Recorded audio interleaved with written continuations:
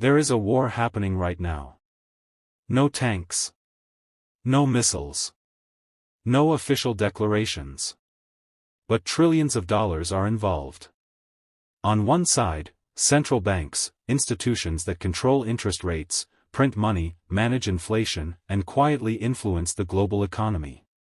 On the other side, Bitcoin, a decentralized network with no headquarters, no CEO, no government backing, and no permission required.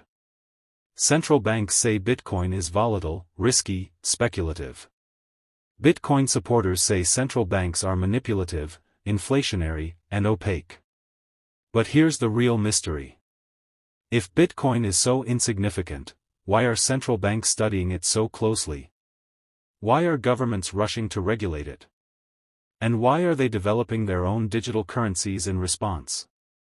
To understand the secret war between Bitcoin and central banks, we have to go back to where monetary power was first consolidated, and why Bitcoin was designed to challenge it. Modern monetary power is not accidental. It evolved through crisis. In 1913, the United States created the Federal Reserve, granting it authority to manage currency supply and stabilize financial systems. Similar institutions already existed in Europe, like the Bank of England. These central banks were designed to prevent bank runs, smooth economic cycles, and act as lenders of last resort. And for decades, they operated under one key constraint: gold. Under the global system formalized at the Bretton Woods Agreement, currencies were tied to the US dollar, and the dollar was convertible into gold. This created discipline. Money printing had limits. But limits create tension. By the late 1960s, the United States was spending heavily on war and social programs. More dollars were printed than gold reserves could support. Foreign governments began redeeming dollars for gold. The system cracked.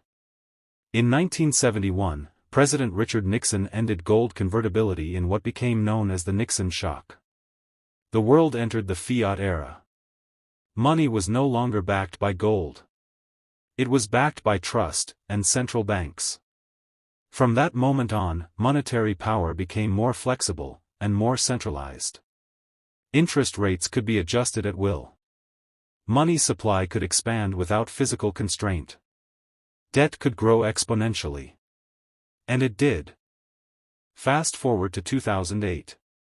The global financial system nearly collapsed. Major banks failed. Housing markets imploded. Governments bailed out institutions deemed too big to fail. Central banks responded with aggressive measures. Interest rates slashed to near zero. Massive liquidity injections. Quantitative easing programs that expanded balance sheets into the trillions. Public trust was shaken. And in October 2008, a white paper appeared. It was published under the name Satoshi Nakamoto. The title, Bitcoin, a peer-to-peer electronic cash system. The timing was not coincidence. Embedded in Bitcoin's first block was a message referencing a newspaper headline about bank bailouts. It was a signal. Bitcoin was born as a response to central bank intervention. Its design was radically different. Fixed supply of 21 million coins. No central authority. Transparent issuance schedule. Consensus through decentralized nodes. Bitcoin didn't just create digital money. It removed monetary discretion. And that is where the conflict begins. For years, Bitcoin was dismissed.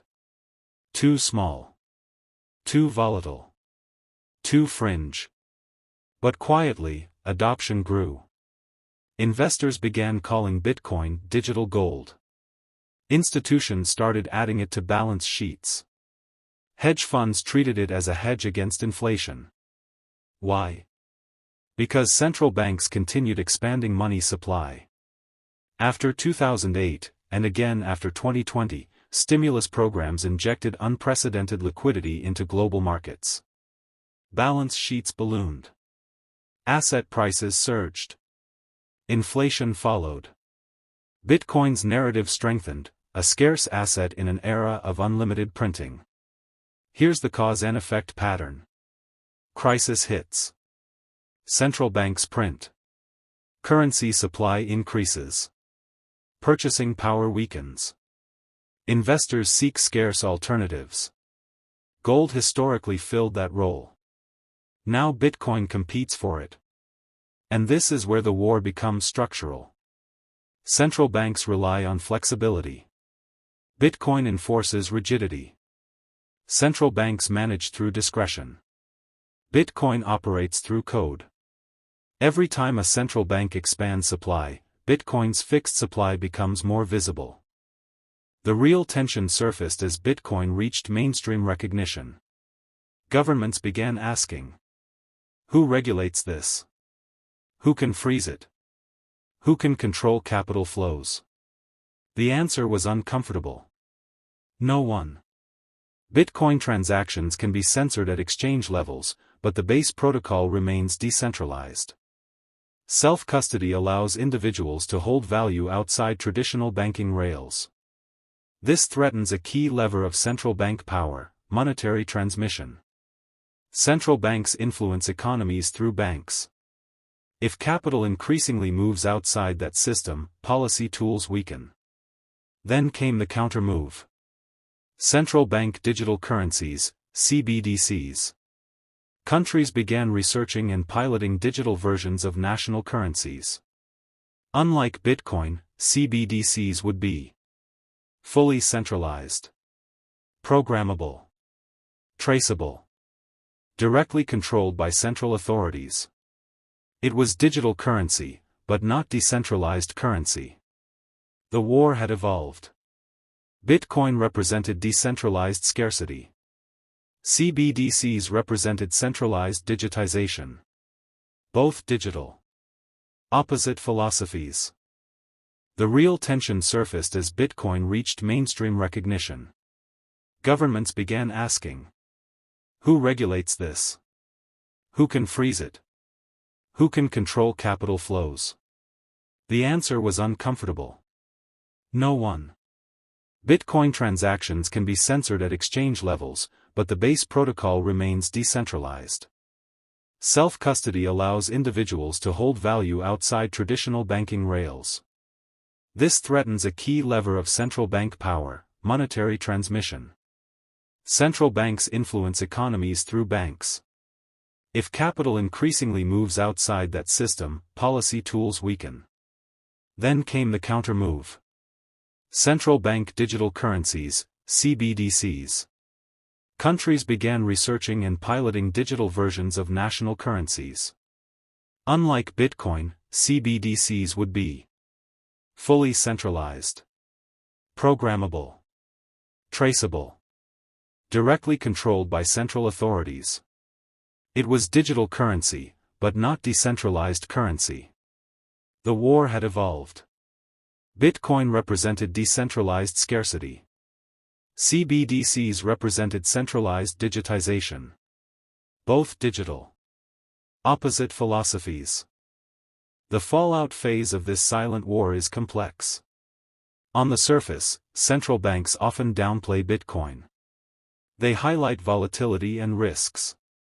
Yet behind closed doors, research departments analyze blockchain technology intensely. Meanwhile, regulatory frameworks tighten. Tax reporting increases.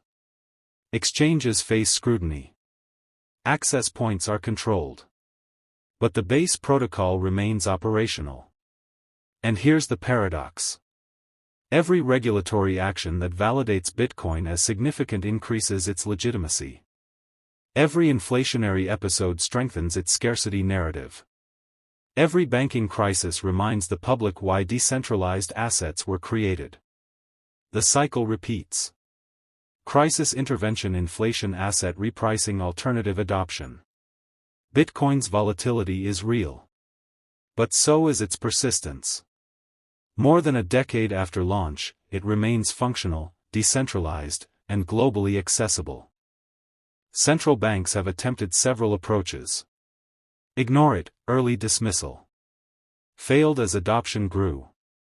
Regulate it, target exchanges and on-ramps. Partial containment, not elimination. Compete with it, develop CBDCs. Institutionalize it, allow ETFs and regulated products, absorbing it into financial markets. This last strategy is the most subtle. If Bitcoin becomes just another asset class traded on traditional exchanges, does it lose its revolutionary edge? Possibly. But it also gains capital inflows and legitimacy. The system may try to neutralize Bitcoin by integrating it. Yet integration doesn't change its supply cap. It doesn't change its decentralization. It doesn't change its origin story. And that tension remains unresolved. History shows us something important. Every time monetary systems centralize excessively, alternatives emerge. Gold emerged against debased coinage. Paper money emerged for portability. Fiat emerged for flexibility. Bitcoin emerged for decentralization. Today, global debt exceeds $300 trillion. Interest rate cycles are increasingly aggressive. Inflation shocks appear more frequently. Confidence in institutions fluctuates. And in parallel, Bitcoin adoption grows, especially in regions facing currency instability. The pattern is not random. It is reactive. When trust in centralized systems weakens, decentralized alternatives gain attention. When centralized systems tighten control, decentralized systems become more attractive. The war isn't about headlines. It's about architecture. Central banks require trust in authority. Bitcoin requires trust in code. 1. Bitcoin was born as a reaction, not a random invention. It emerged directly after systemic failure and excessive intervention. Its fixed supply directly contrasts central bank flexibility. 2. The conflict is structural, not personal. This is not about personalities or politics. It's about competing monetary philosophies, discretion versus algorithm. 3. The outcome is not binary. Bitcoin does not need to defeat central banks to challenge them. Its mere existence alters the balance of monetary power. Monetary transitions are never smooth. They reshape economies, redistribute wealth, and redefine power structures. If decentralized money continues growing, central banks will adapt. If central banks tighten control, decentralized systems will evolve. The tension will intensify before it resolves. The real question isn't who wins. It's whether the future of money will be programmable and centralized, or decentralized and sovereign. And that decision may not be made by institutions alone, but by individuals choosing which system to trust. If you want deeper breakdowns on hidden financial structures, global debt cycles, and the evolving architecture of money, subscribe and stay informed. Because the most important battles of our time aren't fought with weapons. They're fought with code, currency, and control.